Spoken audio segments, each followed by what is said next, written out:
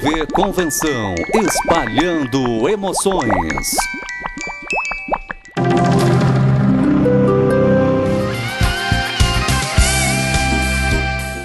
Estamos começando mais um programa Diálogos pela TV Convenção e hoje nós estamos na residência do seu Milton Ottoni e nós vamos conversar muitas coisas como, por exemplo, caça. O seu Ottoni vai mostrar sua coleção de apitos, nós vamos falar também sobre livros, sobre editoria, sobre como está o mercado editorial do livro no Brasil e principalmente vamos falar sobre Itu e a região, que é um dos amores do seu Milton Ottoni.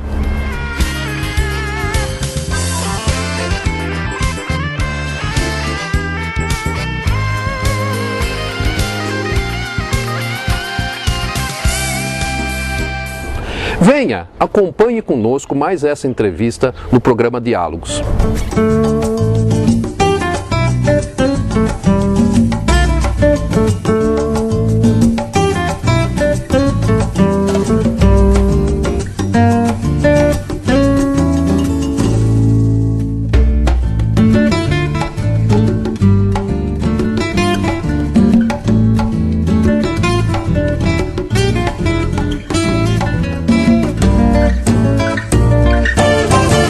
Hoje estamos aqui no programa Diálogos com o seu Milton Ottoni. Ele é um grande editor aqui de Itu e nós vamos bater um papo principalmente sobre livros e sobre Itu. Como vai, seu Ottoni? Bem, apesar da idade, bem.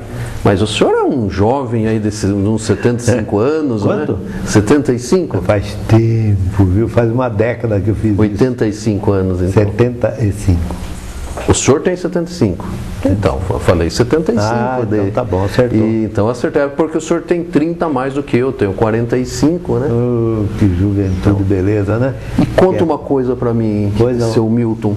Como que foi a infância do senhor? O senhor não nasceu aqui em Itu, né? Não, eu nasci em Cabriúva e nessa época em Cabriúva existia uma lenda que quem nascia, quando o umbigo caía, o pai pegava essa parte que desprende do corpo e atirava contra uma parede. É uma lenda.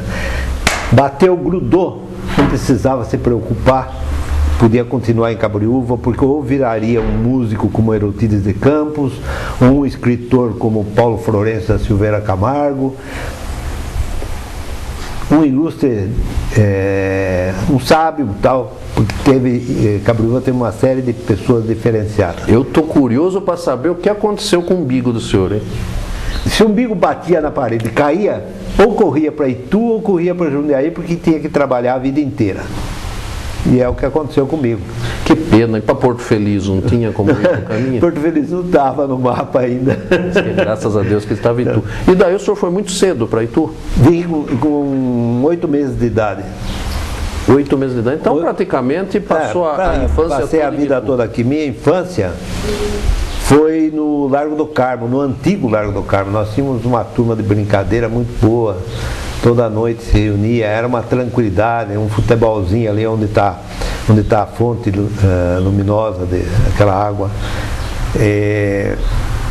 Soltar papagaio, aquelas brincadeiras daquele tempo, não é? Muito mais sadia que de hoje. Inclusive, dá para contar uma passagem interessante. Nesse tempo de primário, eu estudava no grupo Convenção, ali logo acima, na Praça Conde de Parnaíba. E aquela travessa em diagonal no Largo do Carmo, ela era escura, muito pouca iluminação naquele tempo, porque não tinha bandido também, né? E nós fazíamos uma brincadeira, era sorteado e fazia uma brincadeira. Vinha alguém adulto, nós imitávamos uma briga entre dois da turma. E o menorzinho era eu, foi dado um pau, porrete para mim, sujo em cocô de cachorro. E veio uma senhora de lá para cá, tinha ido à reza. E a brincadeira qual era? Ela vinha apartar a briga, porque é evidente que uma senhora vinha apartar a briga, eu peço para ela segurar o pau. era minha professora. Só que o Largo do Carmo, para vocês terem a ideia, era tão escuro que ela não percebeu que era eu. Outro dia eu estava com medo para chegar na aula, terrível, mas ela não percebeu, foi um alívio. E como que era a aula naquele tempo? Como que o senhor estudava em... Não, era completamente diferente de hoje. Era bastante formal, bastante padronizada. Saía da sua sala, entrava em outra sala, praticamente era a mesma coisa. Agora, se aprendia, em 6 meses se estava lendo. E hoje tem técnica disso, técnica daquilo, mas demora 2, 3 anos para a criança ler. E desde pequeno o senhor tinha esse prazer de ler os livros, tinha esse contato com os livros? Não. O que aconteceu com a minha vida foi o seguinte: eu fiz o primário, fiz o secundário no Regente Feijó, fiz o normal, fiz aperfeiçoamento e depois eu fiz administração pública de escola. Mas eu me formei professor e até aí tudo bem.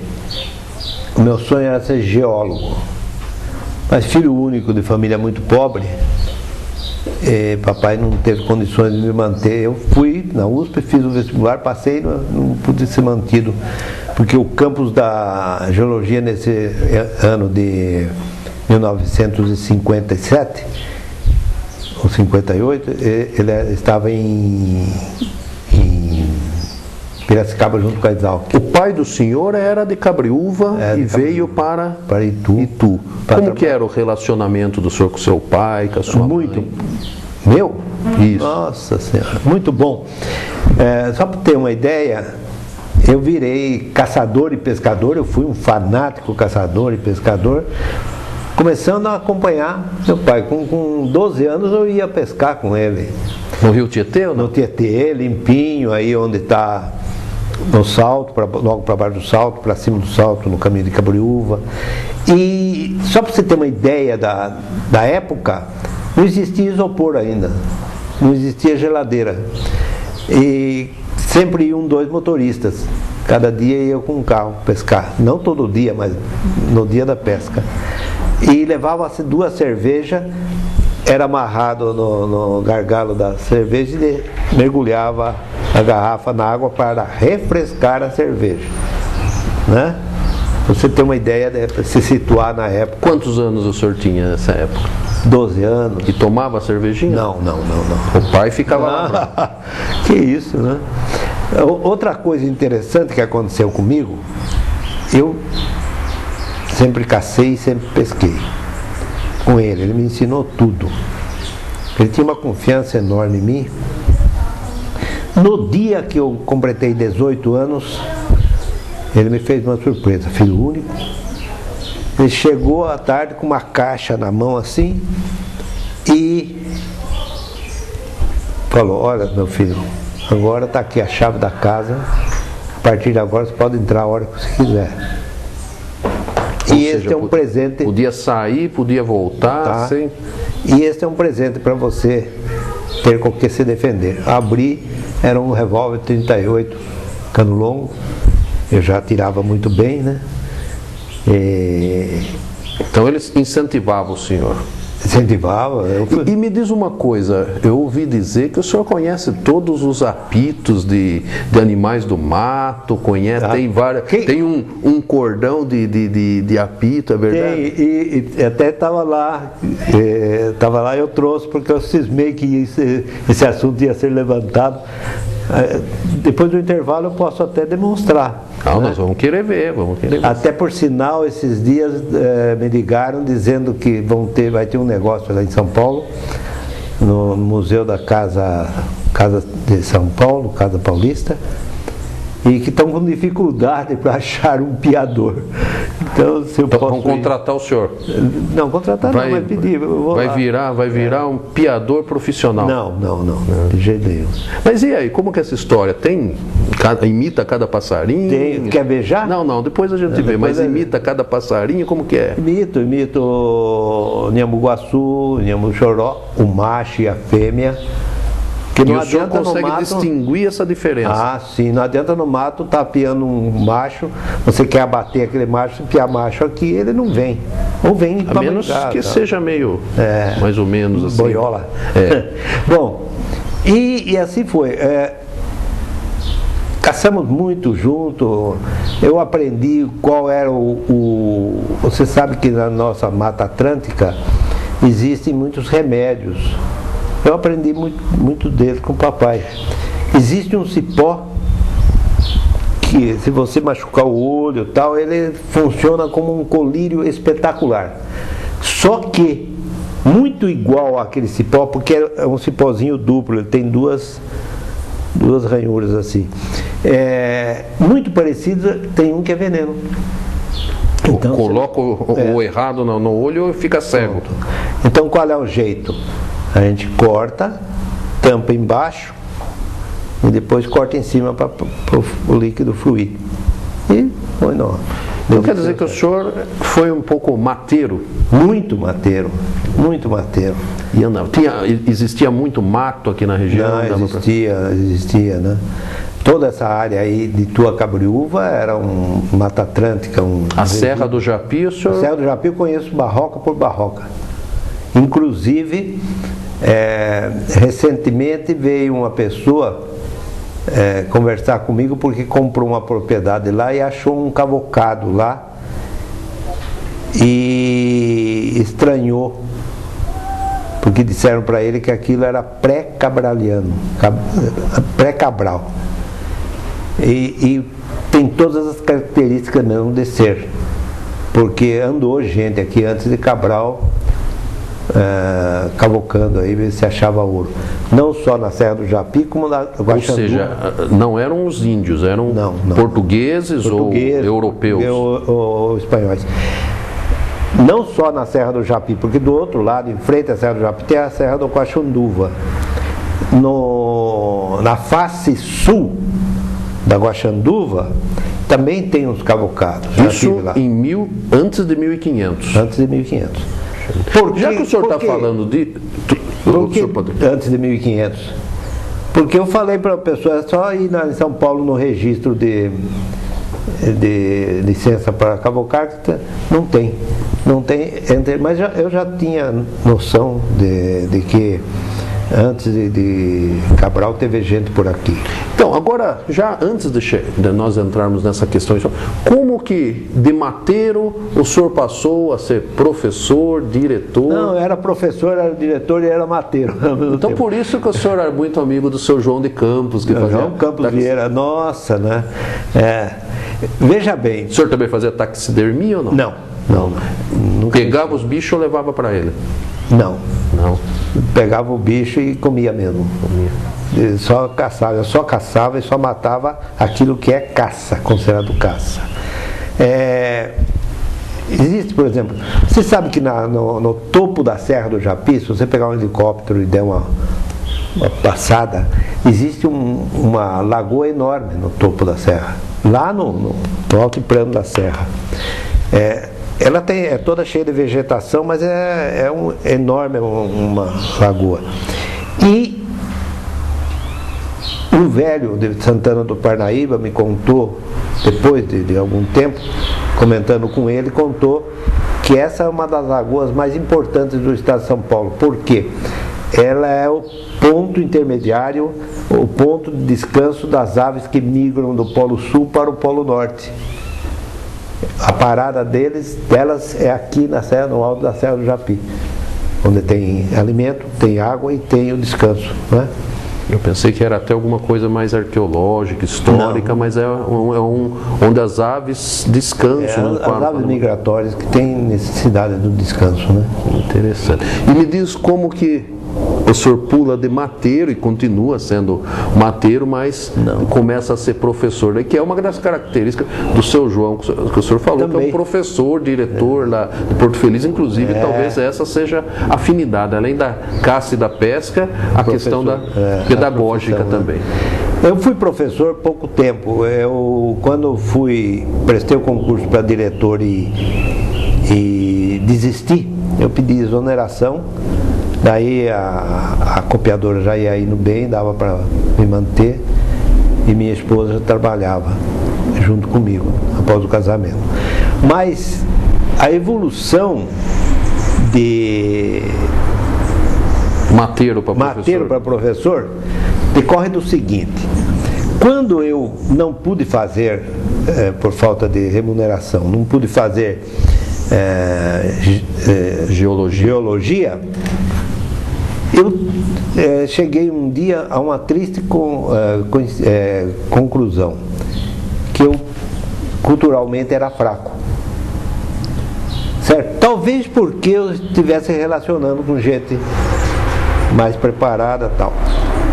E eu não podia parar de trabalhar para fazer um curso e tal. Eu sou formado em pedagogia, mas isso não conta, foi bem depois. Eu me propus a ler um livro por semana. E li um livro por semana durante 15 a 20 anos. E jogava bem bola. Eu fui lecionar em Araçariguama quando não existia Castelo Branco. Joguei na São Roquense, joguei no Piedade Atlético. Depois eu Ou seja, jogava bem bola também? Jogava. Qual que era a posição? Meia. Não sei porque eu achei que o senhor tem jeito de ponta esquerda. Não, não tem. A esquerda só serve para apoio. Bom, é a direita mesmo. Bom, esse fato de ler um livro por semana é que me trouxe uma afinidade para com os livros.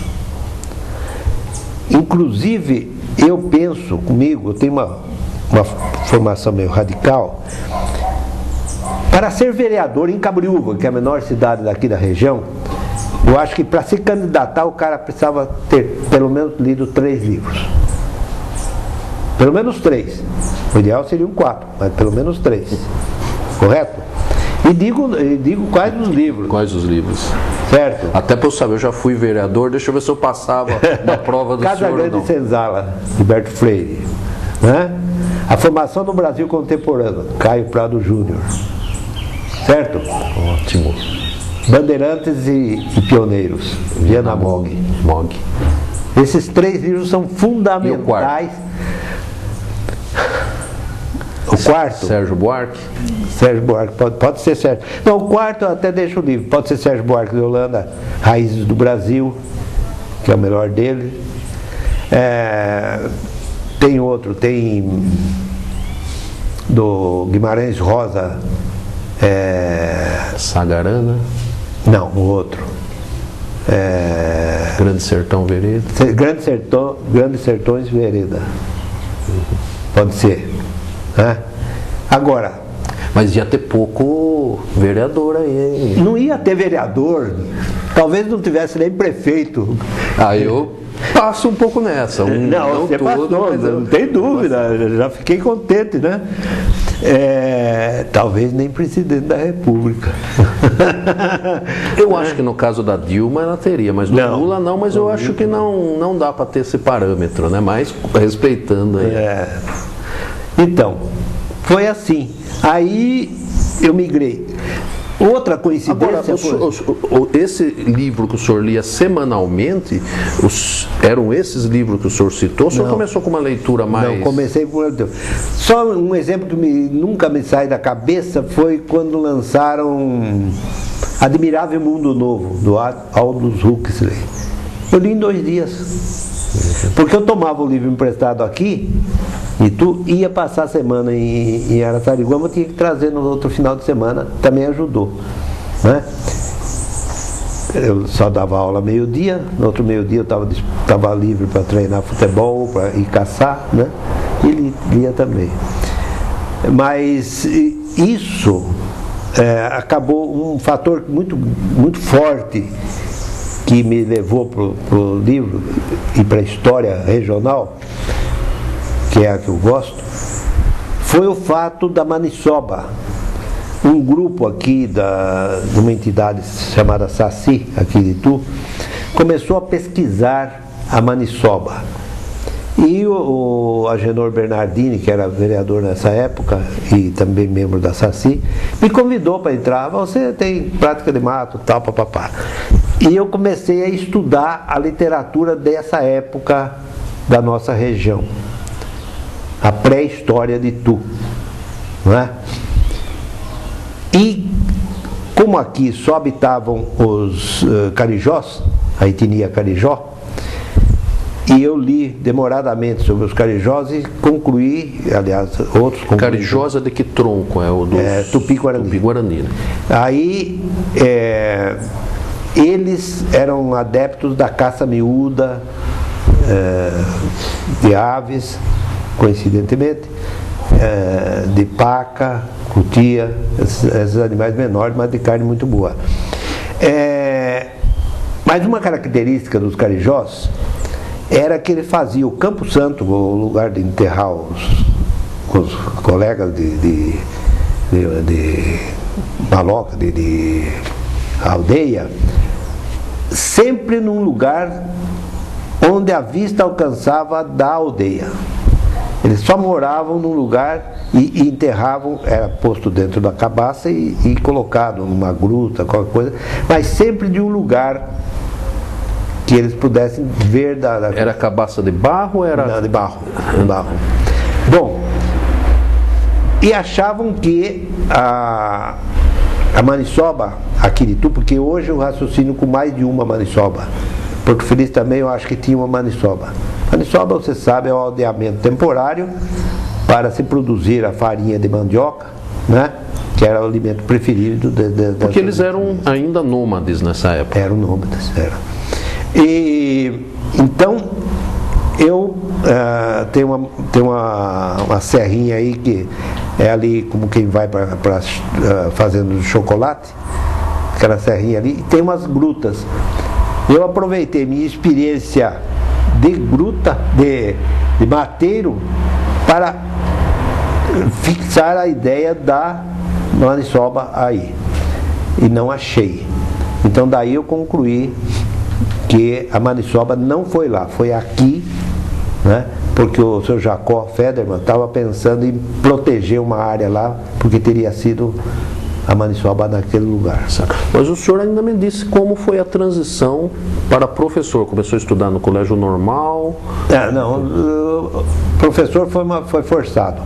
Entre fazer científico clássico que tinha na época e normal, eu optei pelo normal, que uma vez feito eu estava pronto para ganhar alguma coisa, para trabalhar. Foi só isso. E chegou a dar aula? Dei aula durante 15 anos. 15 anos. Beleza. E depois foi ser diretor de escola também? Foi ser diretor, daí eu concluí que não dava para ficar o tempo todo na escola, porque a firma já estava justificando a minha presença. Então o senhor já tinha começado a ter uma empresa? Minha esposa que é. E a empresa era no só copiadora. Só copiadora. Tá certo. Então, a editora veio depois, veio em 1999 que eu bolei a editora e tal. Mas voltando um pouco nessa questão dos livros, quais os livros que o senhor lia nessa época, quando o senhor lia um livro por semana aí?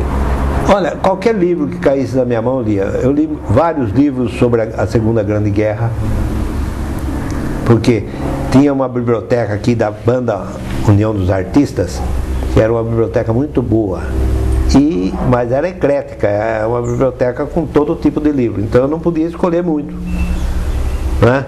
Eu pegava um livro bom, que normalmente se pedia um palpite para outro, né? Ou falavam... E quem que dava essas dicas para o senhor dos livros? Colegas de profissão, de professor. O senhor chegou a conhecer, nessa época de 30, 40, o Nelson Werneck Sodré? Não. E não é época de 30, 40, é época de 50. 50, né? Quando estourou a Revolução de 64, eu estava lá em Piedade. Eu era titular em Piedade, em Vila Elvio. Foi o dia que saiu o decreto de minha... eu prestei um vestibular para o curso chamado de administração e passei. saiu meu comissionamento nesse dia, no dia que estourou a Revolução. Então eu precisei vir embora de lá para assumir aqui no Regente, não cargo nenhum, assumir as aulas do curso de administração. Nós vamos fazer um pequeno intervalo e depois nós vamos voltar a conversar a respeito dos livros, que parece ser uma paixão comum entre o seu Milton aqui e também a mim, principalmente a questão da editora, que é muito importante uma cidade como Itu ter a sua própria editora. Um momentinho e nós já voltamos.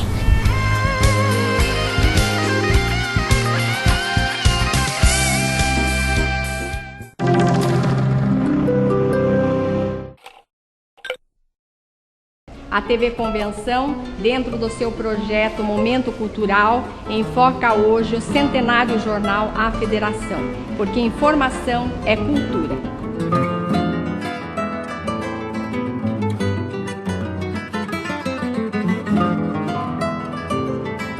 O Jornal Federação foi fundado em 3 de maio do ano de 1905. Estamos caminhando para o próximo dia 3 de maio, 106 anos de trajetória do Jornal Federação. Foi fundado pelo padre Elisiário de Camargo Barros, um padre que na sua época já tinha uma visão jornalística, e ele já veio para a paróquia de Nossa Senhora da Candelária com o objetivo de fundar um jornal católico e realizou esse feito no ano de 1905. Eu, como colaboradora do nosso jornal A Federação, eu tenho muito orgulho do que faço, porque eu procuro, na medida do possível, encontrar sempre com uma amiga, uma pessoa e falar bem do jornal, porque eu acho que o boca a boca também é muito importante. E sendo ainda um jornal evangelizadora, como já foi dito, eu acho que é por aí que a gente precisa também fazer o nosso trabalho. Então eu me sinto tenho muito orgulho disso. Como todas as entidades, indústria, casa, todos nós temos assim desafios diários. O jornal é a mesma coisa. Desde que eu venho trabalhando no teu presidente, veja bem, nós conseguimos dar cor no jornal depois de 95 anos de existência. Era um grande desafio.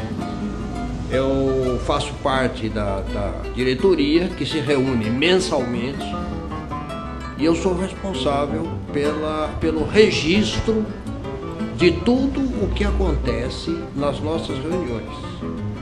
E passei a perceber a importância desse registro, porque ele reflete no tempo tudo o que se passou naquele momento, naquela gestão administrativa. Eu já venho trabalhando no Jornal Federação desde o ano de 1994. Coincidentemente, quando a TV Convenção começou o seu trabalho, eu comecei aqui no Jornal Federação. Hoje, o Jornal Federação conta com aproximadamente 800 assinantes e uma tiragem de 2.500 exemplares semanalmente. O segundo maior acervo da cidade pertence a este jornal Federação. Os funcionários têm que viver como eles que estão aqui hoje vivem o jornal, isso é vida. Eles recebem, mas tem uma parte que eles fazem também com amor. O Jornal A Federação é um instrumento, um canal de evangelização. E você, telespectador, pode ser um evangelizador sendo assinante do nosso jornal. Por apenas R$ 80 por ano, você faz a assinatura de 12 meses do nosso jornal. E você também, empresário ituano, pode evangelizar, contribuir com essa obra de evangelização, fazendo publicidade da sua empresa no nosso jornal. Nós temos um correspondente onde a pessoa que quiser vir pesquisar pode pesquisar no computador ou pode pesquisar nesse livro. Então, os historiadores podem vir consultar tranquilamente. Se vocês quiserem saber quando foi fundada a televisão de vocês, é só consultar, que deve estar no jornal. Um trabalho assim muito bom, muito gostoso, principalmente porque a gente é rodeada de grandes parceiros, grandes colaboradores, para que a gente jamais se desanime com o sucesso, porque o nosso trabalho não é feito um trabalho com fins lucrativos, e sim com fins religiosos e espirituais. Informação é cultura. Assine o jornal A Federação pelo telefone 4023 1198.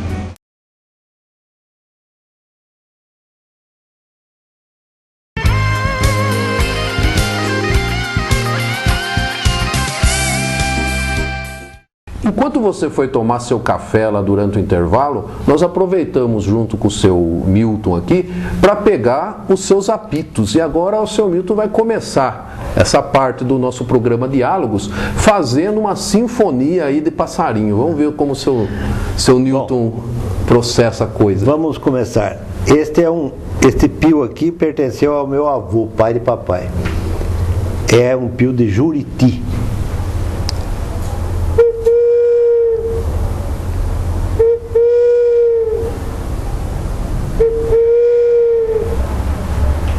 Macho ou fêmea? Indiferente. Parece que é uma purunguinha. Ah, tem. É uma purunguinha. Agora vamos dar uma piada de Inhambu Chororó. Inhambu Chororó é o menor dos inhambus de mato, de floresta. Ele tem o bico vermelho e o pé roxo, é o que caracteriza o chororó. Vou piar o macho primeiro.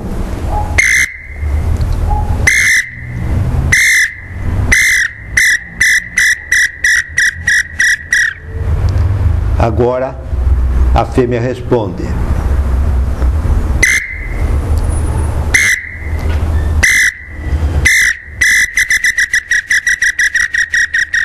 Não tem perigo de aparecer nenhum por aqui agora? Pode, é perigoso.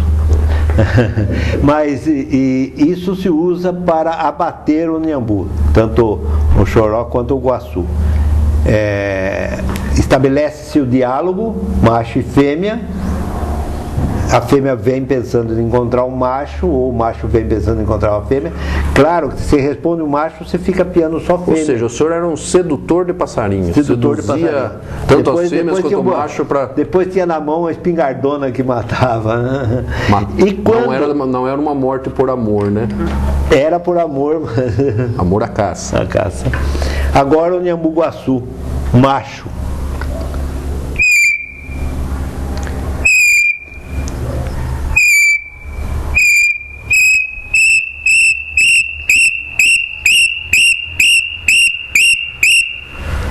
Você foi forte, hein? Esse é o baixo. Você viu um piado seco e tal.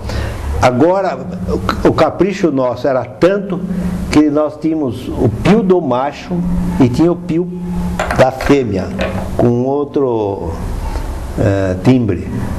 A fêmea responde.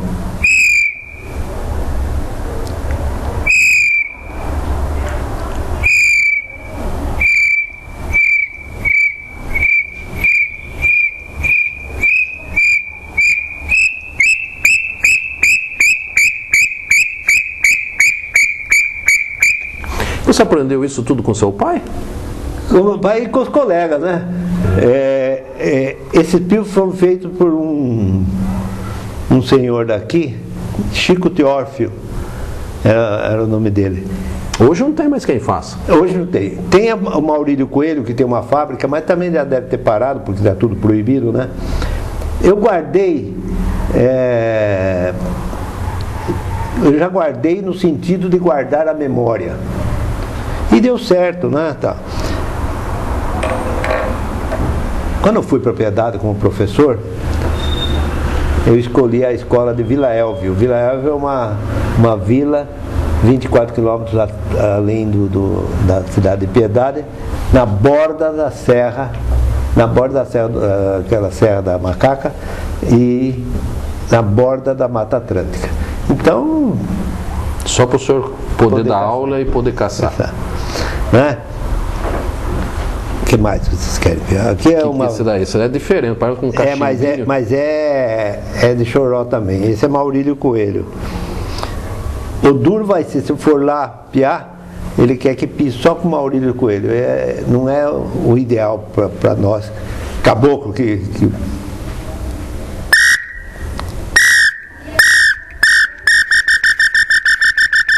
Agora, essa mudança de tom, ter mais de um pio, é interessante, Porque o Inhambu pensa que é um outro Inhambu, tá lá, puxa, a minha fêmea já está com 2 machos em volta lá, vem que vem. Porque esses são aves territoriais. E quando o senhor ia caçar, o senhor levava todos? Todos. Tudo num bornalzinho? Sacola própria, né? E uma ocasião... Não confundia de pio, não? Não confundia, não. Acertava sempre? Acertava sempre. É isso aí, eu não quero tomar mais tempo. Muito interessante, bonito. Acho que não esperava encontrar um piador. Esse é do grande, hein?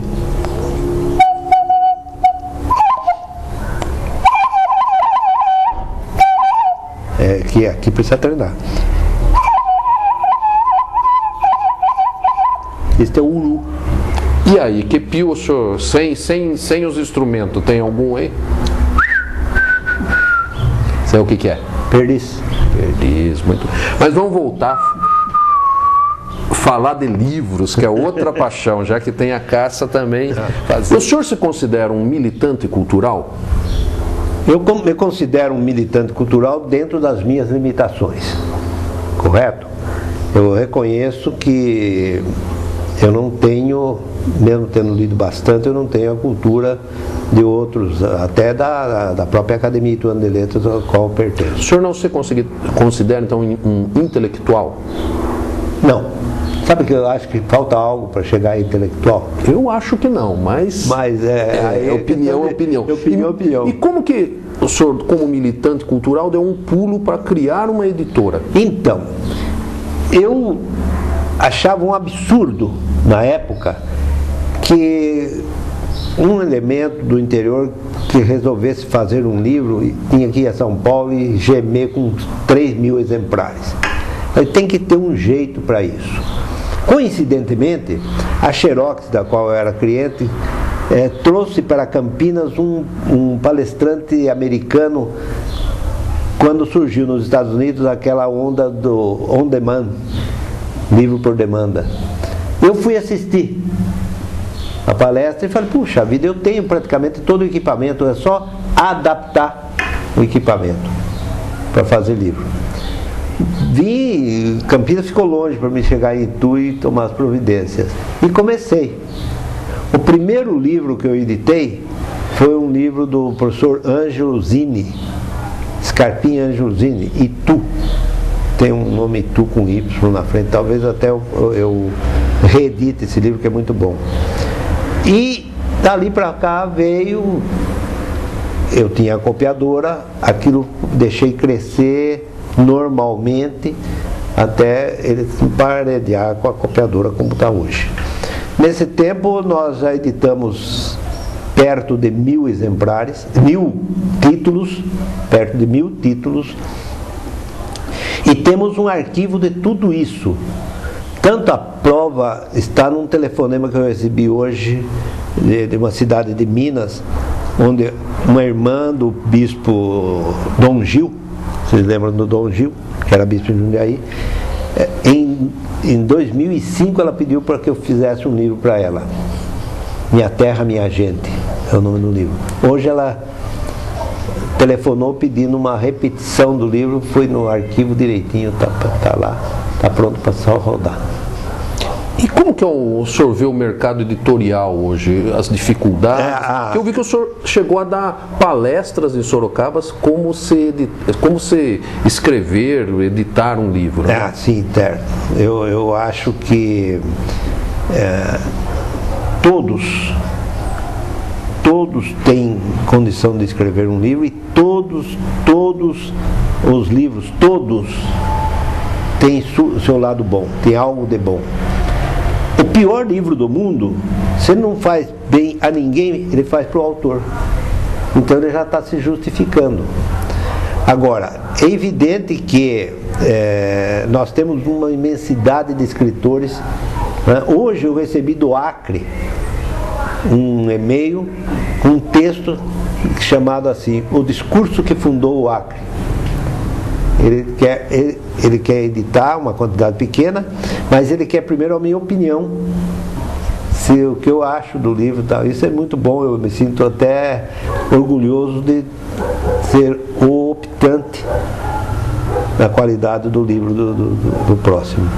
O senhor falou de e-mail. Como o senhor vê hoje, com o avanço da internet, o avanço dos computadores, o livro pode acabar? Não acredito. Aliás, a Veja da última semana traz como artigo de fundo dela a conclusão de que o jovem hoje lê muito mais que ontem. E lê em livro, não lê no iPod, no tablete. Isso é onda, porque o cinema foi tido como o fim do livro, a televisão foi tido como o fim do livro e nada aconteceu. Laurentino Gomes faz um livro com 600 mil exemplares vendidos, certo? Então esse é fora de série, Mas eu tenho um cliente aqui em Salto, não sei se vocês conhecem, não sei de tu, é o Dair Schiavone, um paraplégico. Tem um livro dele que já vendeu 30 mil exemplares. O nome do livro é As Flores Não Geram Crianças. Hoje ele já está no 4º livro. A soma dos 4 livros já dá mais de 50 mil exemplares. Que beleza. Olha, e outra,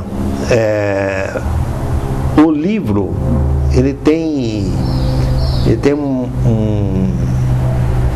quê? Ele tem um mistério que prende.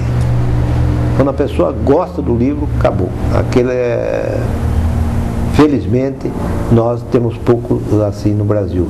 Tem país que lê, a Argentina lê 3 vezes mais que o Brasil. Mas o senhor não vê que com essa entrevista da Veja mesmo há um avanço? Não, está havendo um avanço. Porque tem livros ícones. A Veja mostra, não sei se você leu a Veja. Não li. Então leia, vale a pena. Tem livros. A Cabana é um livro ícone. Uhum. Né? A Cabana eu li. A Cabana é um livro ícone. E tem um livro que veio parar nas minhas mãos, não é livro ainda, é um original. Até eu consegui que o autor mudasse. Ele veio como Tiro Certeiro. E eu mudei o nome do livro para Sedução. É um romance policial passado em São Paulo, espetacular. Antes de virar livro... E como que o senhor muda? O senhor consulta o autor primeiro? Não, eu consultei. Falei, olha, o título do seu livro está errado, porque o eixo de toda a história era uma mulher muito bonita, que ao mesmo tempo era amante do dono da multinacional, do chefão da multinacional e do seu segurança. Então o enredo todo girava em torno deles, né? Mas agora a Globo pediu para ler, para transformar numa minissérie. Ele registrou tudo direitinho para não ter perigo. Quem registra? Ele ou o senhor? Quando o senhor faz eu faço todo esse trâmite. O que vai acontecer? Ele, inteligente, ele cedeu para a Globo estudar, com o livro registrado, tudo, e avisou a Globo, está registrado, tá. Se a Globo comprar os direitos dele para a minissérie, ele só vende para a minissérie. Na mesma hora ele solta, na minissérie ele solta o romance no mercado e vai vender o que der. E o senhor já escreveu algum livro? Tem um quase pronto, chama Tempos Anteriores a 1610. Ele trata da história ocorrida nesse trecho de São Paulo a Tietê, antes da fundação de Itu. Tempos anteriores a 1610, quando foi fundado Itu. Trata do Piabiru, trata da importância do rio Tietê como estrada líquida de penetração para o oeste, em busca do ouro. Trata das monções, trata dos índios, né? O que o pessoal não entende, o índio era nômade e quanto mais nômade, mais polígamo. Certo? Então, isso tudo, eu situo tudo isso, né? Falo da maniçoba, né?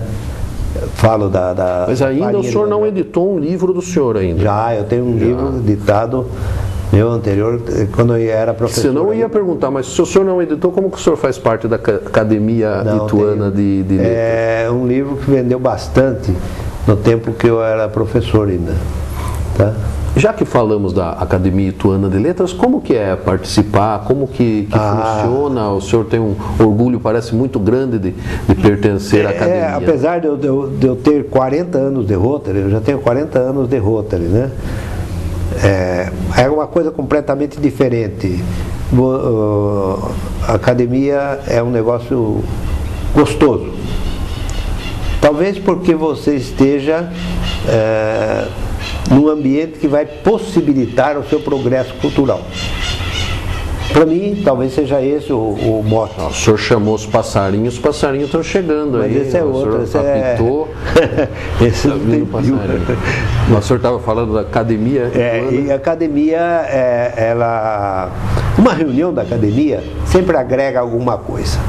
A verdade é essa, certo? Então, outro dia eu fui convidado para ir à Academia Paulista de Letras assistir uma palestra exatamente sobre o advento do livro eletrônico, né?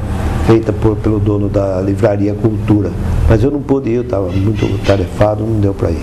Senti demais perder. Mas e como que é pertencer à Academia Ituana de Letras? Gostoso. Quem que as pessoas que fazem parte?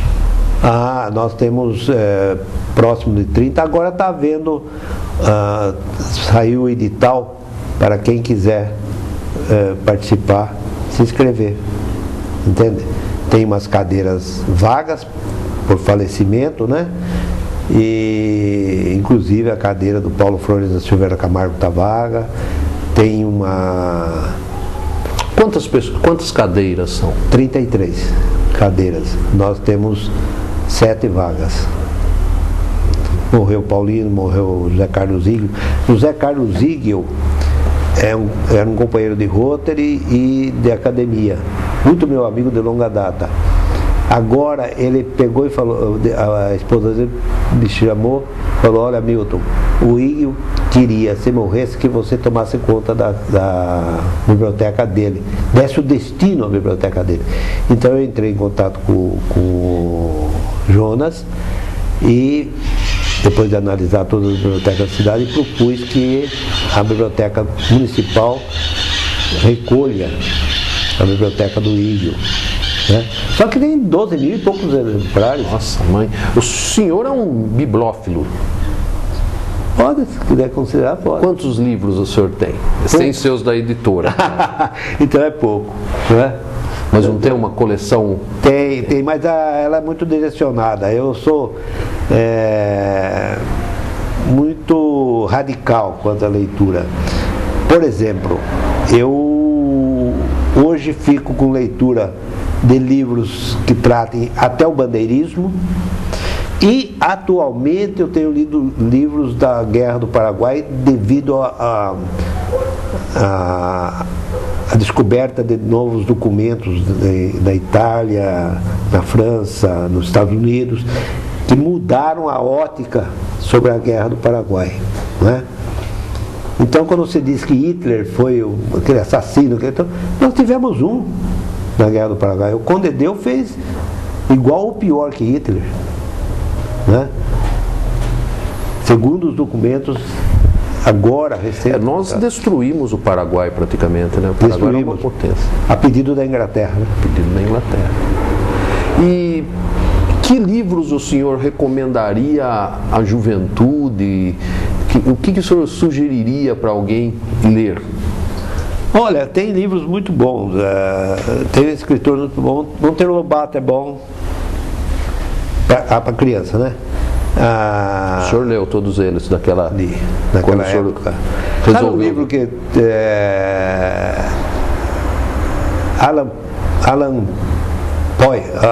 Edgar Allan Poe. Edgar Allan Poe. Esse na minha infância eu li. Quer dizer, já trazia então qualquer coisa, né? E hoje, para jovem, nessa idade aqui, por exemplo, eu recomendaria esses livros que hoje estão, do Laurentino é um, Eu recomendaria, por exemplo, o Viana Mogg, Bandeirantes Pioneiros. Esse eu acho que a hora que uma pessoa ler esse livro, consciente de que ele tem que entender por que o Brasil é o Brasil, por que os Estados Unidos é os Estados Unidos, ele está com o caminho aberto para leituras mais profundas. Essa de Queiroz é bom, né? O duro é Rui Barbosa, né? Rui Barbosa é difícil. Difícil. Mas então... O Grandes Sertões e Veredas também é difícil de ser lido, hein? É um livro difícil. Os Sertões é muito difícil. Sertões é mais difícil ainda. Mas eu só consegui ler Os Sertões depois que eu voltei de Canudos. Ah, bom, isso é verdade, isso é bom. Você sabe que eu estive lá na casa do Guimarães Rosa e eles encenam, a gente chega 2, 3 pessoas, eles encenam de época, coisa de época. E um cara de lá da cidade, Codesburgo, me falou: Guimarães Rosa, esse livro não é para ser lido de ponta a ponta. Pegue no meio, leia um trecho, daí você, a hora que você sentir a necessidade de voltar, você vem no começo, daí você vai inteiro o livro sem perder. E é verdade. E me diz uma coisa, seu Milton, como que surgiu esse amor a Itu? Tá certo que o senhor veio bem cedinho, com uns 8 meses, e parece que o senhor é um apaixonado por Itu, pela região também. Sou pela região. Gosto muito de Cabriúva, acho muito bom. E Itu, bom, Itu foi minha vida, foi Itu. Eu cresci, casei, tive os filhos em Itu, né? Muitos companheiros, hein? Muitos companheiros que agora eu começo a perder. Isso que há uma certa preocupação. Ou porque mudam, ficam sozinhos e mudam, ou porque morrem, né, tal. Papai já dizia isso, que se começa a morrer não quando a gente fica doente, quando começa a perder os amigos. Era uma filosofia dele, cabocla, mas era. E quem que o senhor cita aí, que, por exemplo, o Dr. Maffei? Dr. Maffei eu não fui muito chegado, mas ele foi um grande, né? Um grande. Esse Ângelo Zini é um professor daqui de português, ele é de Poços de Caldas, tanto é que ele morreu há pouco tempo lá agora. Mas ele foi um amigão e tal. Como cultura. João Bispo. Outro dia, numa reunião, me deram a palavra e eu puxei a orelha de todo mundo que não tivesse saído uma biografia do João Bispo ainda. O homem é fora de série. Como editor, como escritor, o senhor tem alguma mania? Ah, devo ter. Qual? Não, devo ter. Guarda muito livro de... Não guardo, não é bem isso. Não é bem isso. Talvez o fato de que se o autor começa o livro e em qualquer ponto que ele solta uma bananada, ou ele faz uma afirmação que eu acho absurdo, eu paro. E que livro o senhor gostaria de editar na sua editora? Dos livros já? Qualquer livro. Eu vou voltar no ponto comum. Bandeirantes e Pioneiros. Do Viana Mogg. Parece que o senhor é apaixonado por esse livro mesmo. Sou.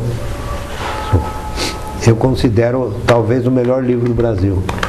Agora me diz uma coisa, bate um remorso, um peso na consciência, o senhor que é da Associação Brasileira de Caça e Tiro, de matar os animaizinhos, não? Não.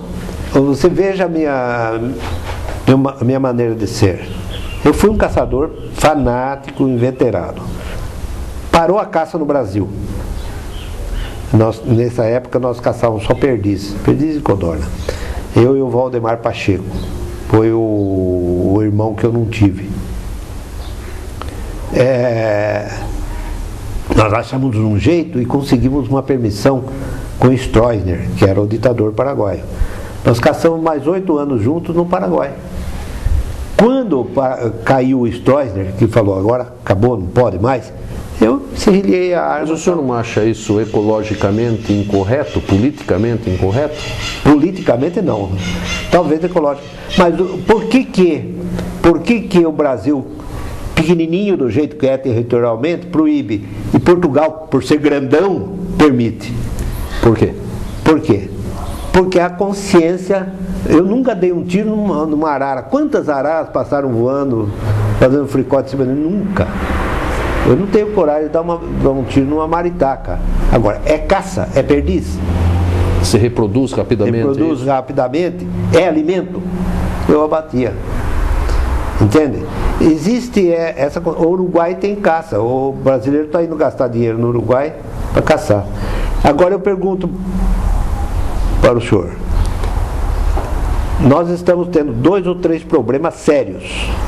Um deles é o javali, que veio da Europa para a Argentina e o Uruguai e agora está fazendo estrago no sul do Brasil. Outro é a lebre europeia. Também veio para povoar os campos da Argentina e do Uruguai para servir de caça para os espanhóis e hoje está atazanando a lavoura, principalmente de melancia, já tem no Paraná. E ela é de hábito noturno, dá um trabalho. Eu quero ver se vai poder. O fazendeiro uruguaio, ele te dá o quarto, cama limpa, para você dormir, almoço e janta, para você ir caçar javali lá na fazenda dele. Essa é a parte do nosso programa Diálogos que eu chamo da mordida, né? Então por isso que... Não, ele estava tentando me provocar, mas é uma provocação. Mas agora tem a parte do assopro também. Tá bom.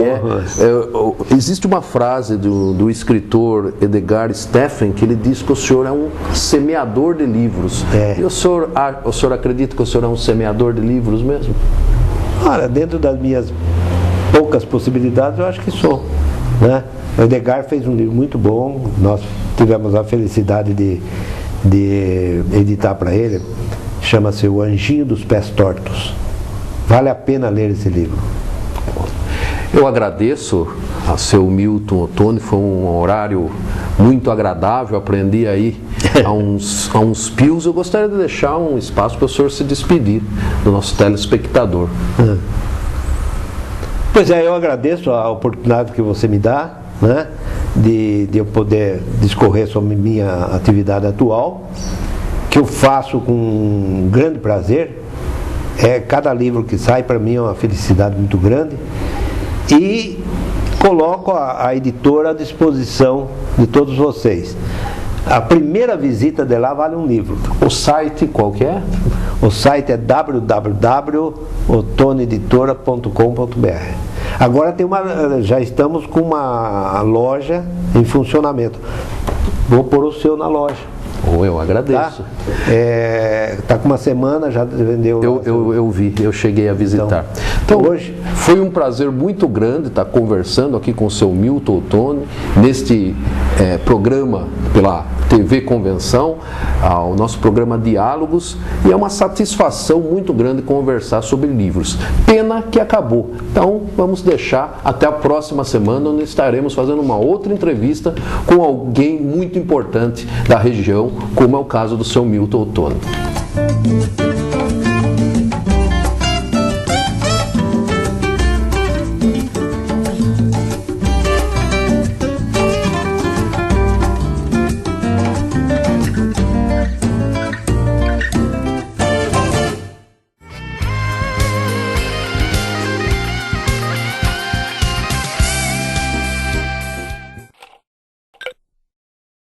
A TV Convenção, dentro do seu projeto Momento Cultural, enfoca hoje o centenário jornal A Federação, porque informação é cultura.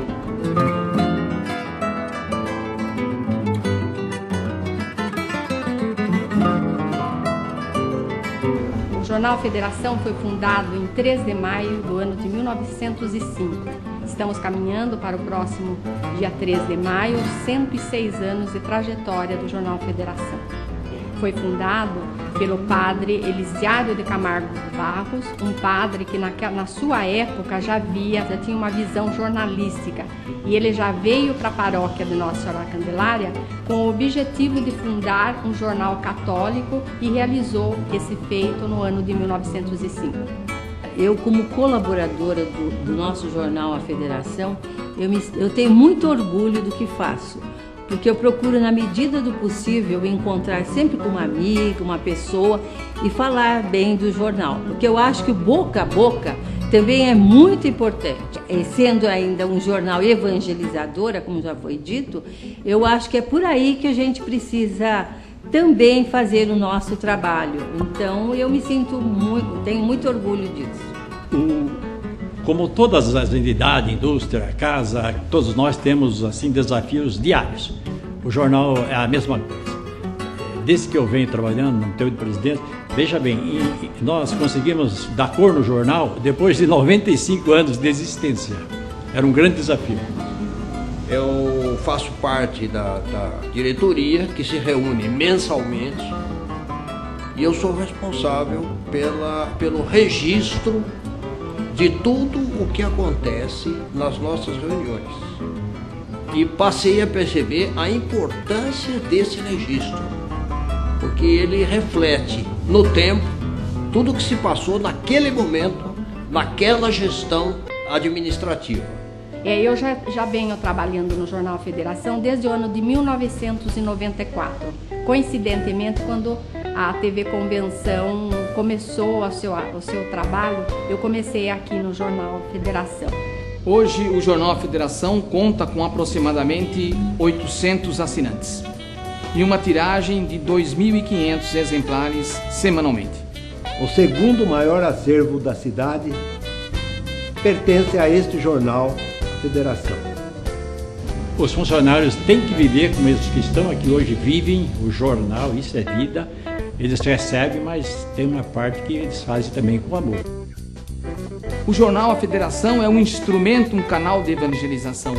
E você, telespectador, pode ser um evangelizador sendo assinante do nosso jornal.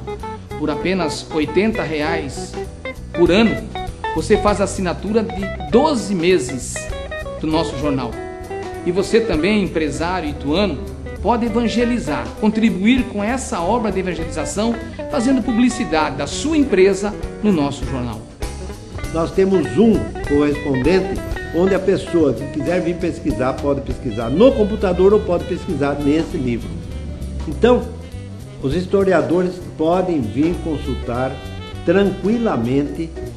Se vocês quiserem saber quando foi fundada a televisão de vocês, é só consultar, que deve estar no jornal. Um trabalho assim muito bom, muito gostoso, principalmente porque a gente é rodeada de grandes parceiros, grandes colaboradores, para que a gente jamais se desanime com o sucesso, porque o nosso trabalho não é feito um trabalho com fins lucrativos, e sim com fins religiosos e espirituais. Informação é cultura. Assine o Jornal A Federação pelo telefone 4023 1198.